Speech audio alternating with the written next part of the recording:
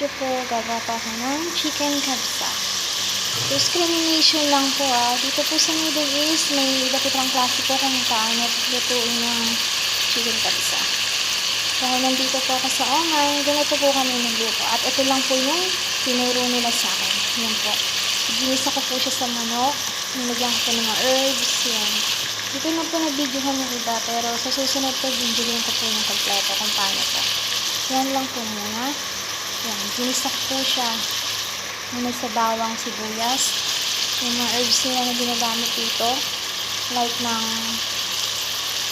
cinnamon stick, laurel, cloves, cardamom. Yan po. Gisahin ko natin muna siya. Saka lalagyan po rin natin siya ng kamatis. Yan po. Nagbabad na rin po ako ng bigas. Pero hugasan ko pa po yan hanggang luminaw po yung tubig niya. Ayan po. Ganyan po kasi dito. Yung basmati rice po kasi gamit nila. Ayan po. Sabisahin lang po natin. Sobrang bango po niya. Ito nilagyan po siya ng mga eggs.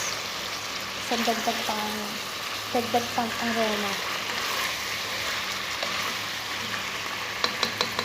Ayan po. So, ito naman po yung mga herbs na powder na pampanasa po nila. Meron po yung asin, salt, turmeric powder, cumin powder, yung masala powder, and then pamintang durog. Ayan po. Ayan, lagay na po natin ito mga pampalasa.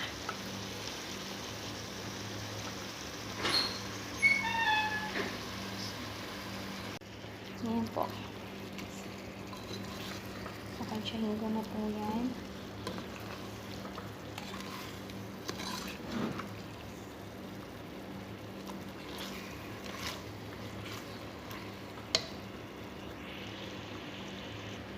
Ayan po. Iyahan lang po natin siya ng 15 minutes. Para takpan po lang natin yan ng 15 minutes. After 15 minutes, hablagin po ulit.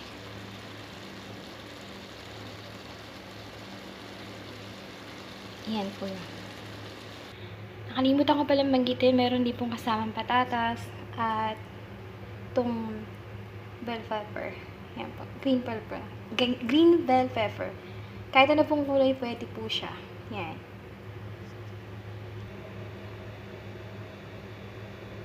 Ayan po.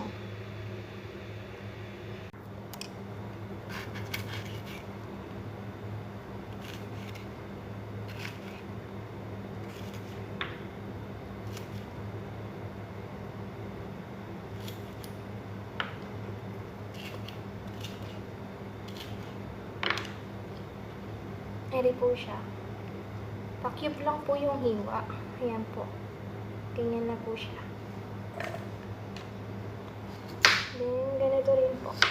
Medyo nalalaki po kasi yung sa amin pagka gumawa po niya. Hiniwa po.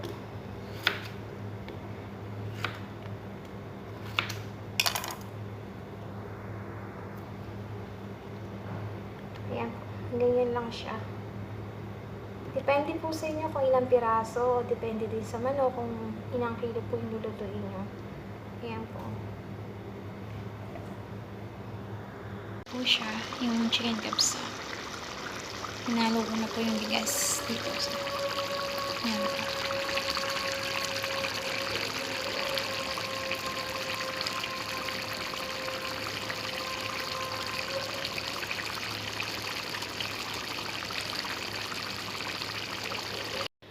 Pinaibabaw ko na lang yung bell pepper. Kasi mas gusto nila yung half cook lang. Ayaw nila na masyadong lutong-luto. Ayan. Ayan po siya. So, hinaan na lang po natin yung apoy na parang nagiinin na lang ng kanin. Mga 20 minutes po siguro. Mahinang-mahinang apoy po. Para maluto na po siya.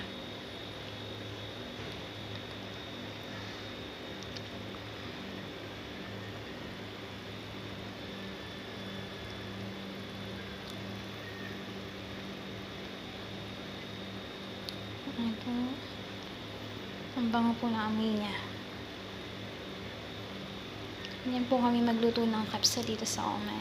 Yan lang po kasi yung tinuro sa akin. So, yan lang po yung gagawin ko kung paano pagluto ng kapsa.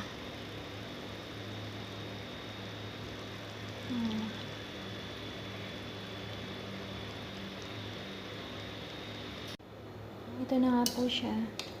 Ito na siya. Yan. Yan po. Nalagay na lang siya sa sakana.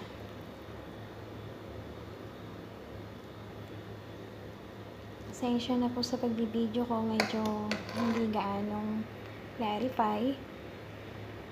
Sana po magustuhan niyo yung video ko. And thank you for watching po.